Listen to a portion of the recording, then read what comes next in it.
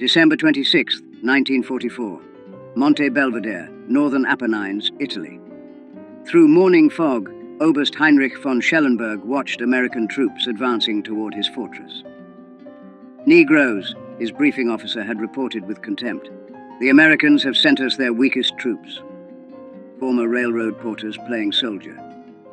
Von Schellenberg, a Stalingrad veteran, studied the men through field glasses. The 370th Infantry Regiment, part of the U.S. Army's 92nd Infantry Division, an all-black unit in a segregated army sent to assault the most formidable German defensive position in Italy, the Gothic Line. Wehrmacht propaganda had prepared German soldiers to expect quick surrender from black American troops. Nazi racial theories declared African soldiers inherently inferior in combat, lacking discipline and courage for sustained fighting. What von Schellenberg didn't know was that marching toward his mountain fortress were men who had endured challenges no German soldier could imagine. They had fought racism in their own army, trained with inadequate equipment, and served under officers who expected them to fail. They carried a burden heavier than their packs, the weight of representing an entire race to a world that doubted them. Within 48 hours, von Schellenberg would send an urgent message to Field Marshal Kesselring's headquarters, a message that would force German commanders to reassess everything they believed about racial combat capabilities. The Germans had laughed, but the laughter died in the mountains. This is the story of how the Buffalo Soldiers of World War II transformed from objects of derision into the sledgehammer that cracked the Gothic Line. Subscribe to the channel if you never want to miss stories like this. Most people don't know this history exists. Help us change that. The 92nd Infantry Division activated in October 1942 at Fort Huachuca, Arizona. 15,000 black soldiers organized into 4 infantry regiments. Their shoulder patch bore a black buffalo, honoring the legendary Buffalo Soldiers of the Frontier Army. But pride couldn't overcome systematic obstacles. The U.S. Army remained rigidly segregated. Black soldiers lived in separate barracks, ate in separate mess halls, and trained under predominantly white officers, many from southern states where segregation was law. Private First Class Vernon Baker later recalled, "Some officers made it clear they expected us to fail. They told us directly that colored soldiers couldn't fight, couldn't lead, couldn't handle combat pressure. We trained twice as hard to prove them wrong, knowing we'd get half the credit." Training at Fort Huachuca proved brutal. Temperatures exceeded 110 degrees in Arizona's desert. Yet the division received inferior equipment, World War I surplus rifles, limited ammunition, the worst vehicles. Staff Sergeant Edward A. Carter Jr. wrote, "They give us the oldest rifles, the worst trucks, and officers who've never seen combat. Then they wonder why we're not ready. But we'll be ready. We have to be." The Buffalo Soldiers also faced racism beyond their posts. Towns near Fort Huachuca enforced strict segregation. Black soldiers in uniform were refused service at restaurants where German prisoners of war ate freely. The contradiction burned, fighting for freedom abroad while denied basic dignity at home. By June 1944, the division received deployment orders for Italy's Gothic Line, 200 miles of fortifications that Field Marshal Kesselring had spent 2 years building. The line incorporated 2,376 machine gun nests, 479 anti-tank positions, 120,000 meters of barbed wire, and extensive minefields. The Buffalo Soldiers would face this barrier with inadequate artillery support, inconsistent air coverage, and the burden of knowing that failure would confirm every racist stereotype. German propaganda already mocked their deployment. Wehrmacht intelligence dismissed black American troops as third-rate soldiers suitable only for labor duties. The division arrived in Naples in July 1944. General Edward M. Almond commanded, a Virginian whose racial attitudes were well documented. He openly doubted his soldiers' capabilities and maintained relationships with officers who shared his prejudices. Staff Sergeant Johnny Stevens recalled, "General Almond told us we had to prove ourselves, that people were watching. What he didn't say, but we all heard, was that he expected us to fail. That made us more determined than any pep talk could have." By December 1944, Allied commanders faced crisis. The Gothic Line remained unbroken despite months of attacks. Winter approached.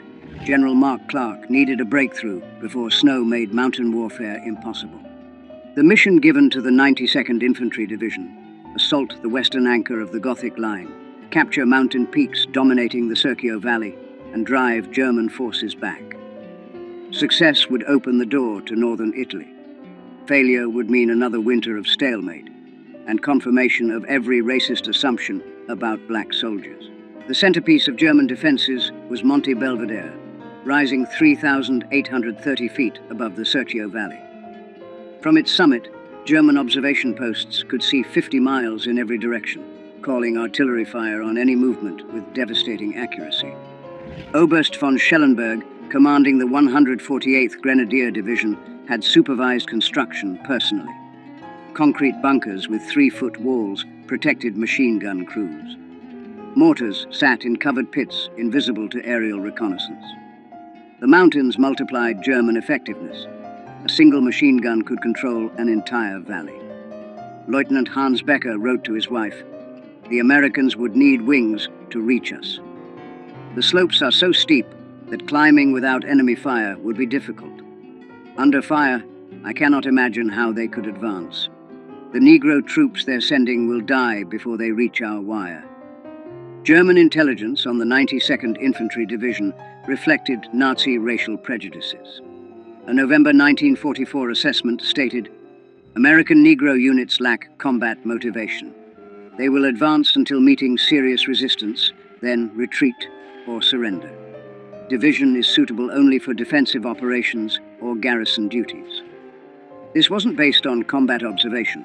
It reflected Nazi ideology that declared non-Aryans inherently inferior. Wehrmacht training manuals advised, "Offer strong initial resistance. Negro troops will panic and flee.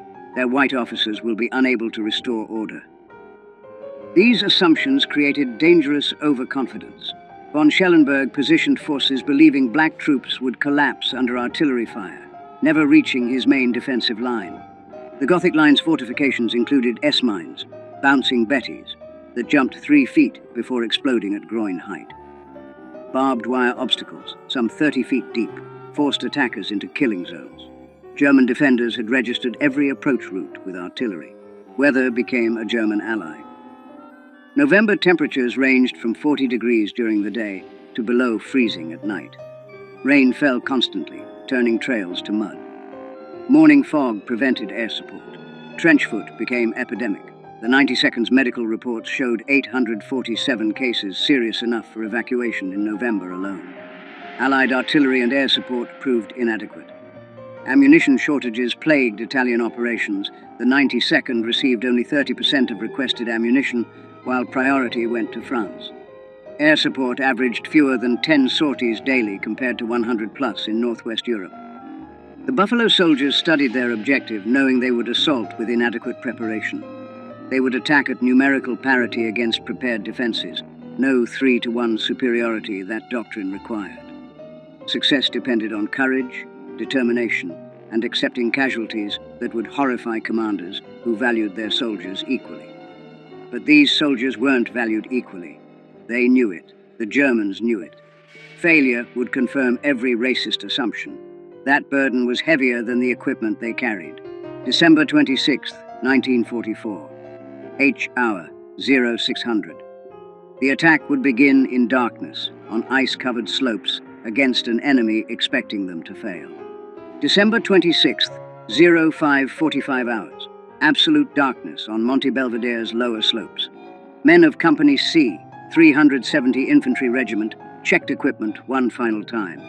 Every man carried 60 pounds up slopes where mountain goats struggled.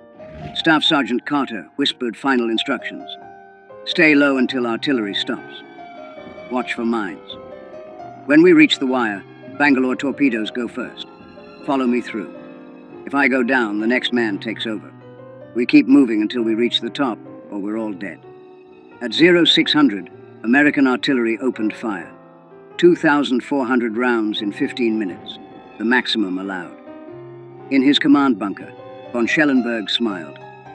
Only 15 minutes? The Americans are weaker than we thought. The Negro troops are coming. When artillery stopped, 30 seconds of silence. Then American voices shouted, "Move out!" and the Buffalo soldiers began their climb. The slopes averaged 45-degree angles, steep enough that soldiers grabbed vegetation and rocks to pull themselves upward. Some sections exceeded 60 degrees. Men carried rifles slung, needing both hands to climb. Combat loads became torturous after 100 yards of vertical ascent. Private James Hendricks described it. You'd climb 10 steps and need to rest, gasping. Your legs burned. Your shoulders ached. You knew if you stopped too long, you'd never start again. So you climbed, one step at a time, listening for the sound that meant Germans spotted you, machine guns opening fire. That sound came at 6:23. German MG-42s firing 1,200 rounds